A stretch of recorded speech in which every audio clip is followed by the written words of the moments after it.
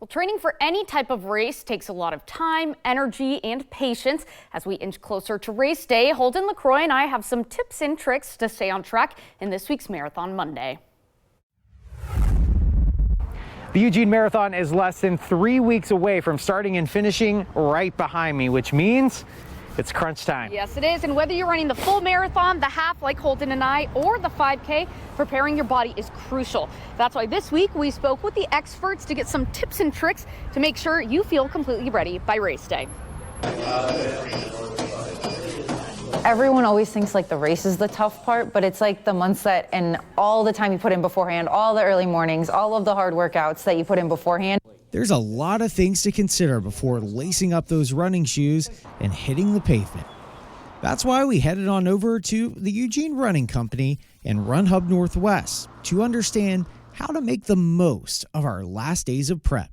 Caitlin Carew, who leads the Eugene Running Company training group, tells us there's more to training than just running. One of my favorite things to include in training is a day where I'm not running to give my body a break. And then I also love including strength training in the training too, because that's really important for preventing injury. Another important piece is nutrition and making sure that you have enough fuel to get you through the race. And in order to keep your body up to the task, nutrition is great. It's also important to start at your feet and make sure that you have the right gear. Staff at Run Hub Northwest showed us how in-depth they go to make sure you have the perfect shoe. Once we get a little bit of information about what they're looking for and have that conversation, then we take them through a 3D foot scan. Okay, you can go ahead and step in both feet. Okay, and then just stand still.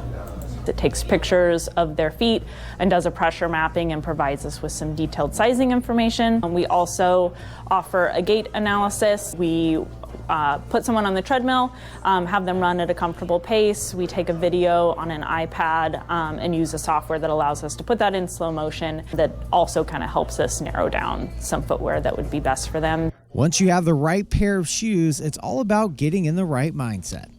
One last piece of advice Schrock Clevenger has for the weeks ahead: practice everything you plan to do on race day.